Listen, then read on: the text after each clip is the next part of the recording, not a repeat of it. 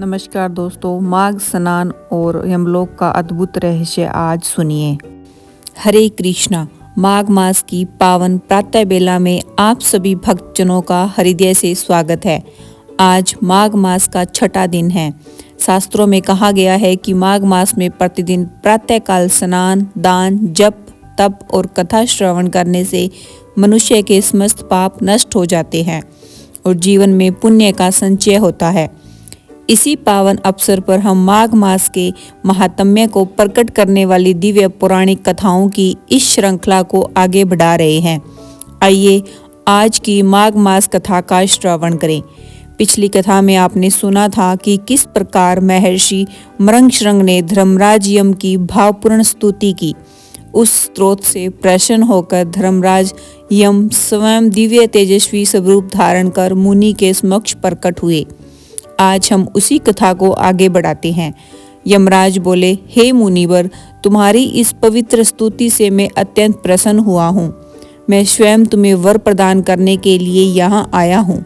तुम जो चाहो वह वर मुझसे मांगो। धर्मराज की यह वाणी सुनकर मुनिवर मृगशृंग श्रद्धा सहित खड़े हो गए।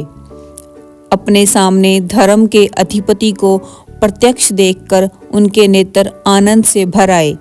उन्होंने हाथ जोड़कर विनम्र स्वर में कहा, हे भगवान, यदि आप मुझसे प्रसन्न हैं तो इन निष्पाप ब्राह्मण कन्याओं को पुनः जीवन प्रदान कीजिए। मेरी यही एकमात्र प्रार्थना है। मुनि की करुण याचना सुनकर धर्मराज मौन हुए। क्षण भर में उन्होंने अदृश्य रूप से उन कन्याओं के प्राण पुनः उनके शरीर में स्थापित कर दिए। देखते ही देखते वे कन्याएं ऐसे उठ खड़ी हुई मानो गहरी निंद्रा से जागी हो। अपनी पुत्रियों को जीवित देखकर उनकी माताओं के नेत्रों से आनंदाश्रु बहने लगे। कन्याएं पूर्ववत अपने वस्त्र धारण कर माताओं के साथ अपने अपने घर लौट गई।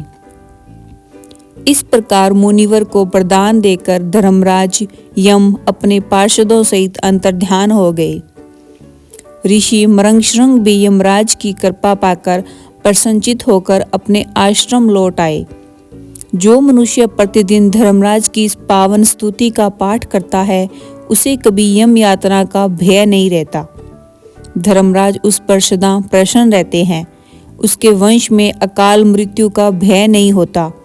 उसे इस लोक और परलोक दोनों में सुख समृद्धि प्राप्त होती है और रोग व्याधि उसके निकट नहीं आती।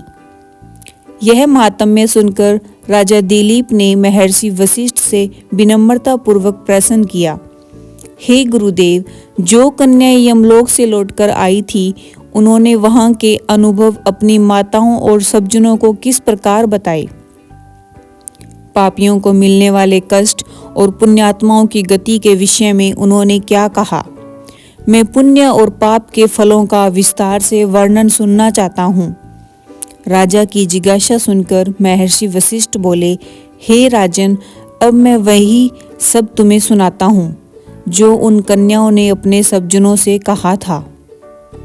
कन्याओं ने कहा, हे माताओं, यमलोक अत्यंत विशाल और भय उत्पन्न करने वाला है।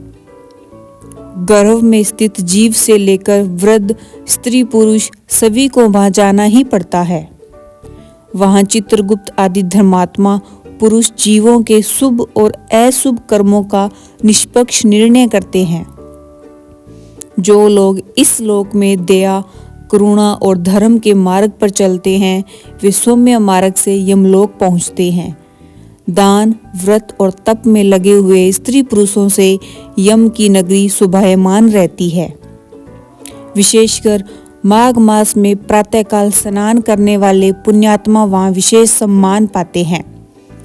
धर्मराज स्वयं ऐसे पुण्यात्माओं के स्वागत के लिए अपने आसन से उठ खड़े होते हैं और उन्हें दिव्य विमान प्रदान कर स्वर्गलोक भेजते हैं, जो समस्त सुखों से परिपूर्ण होता है।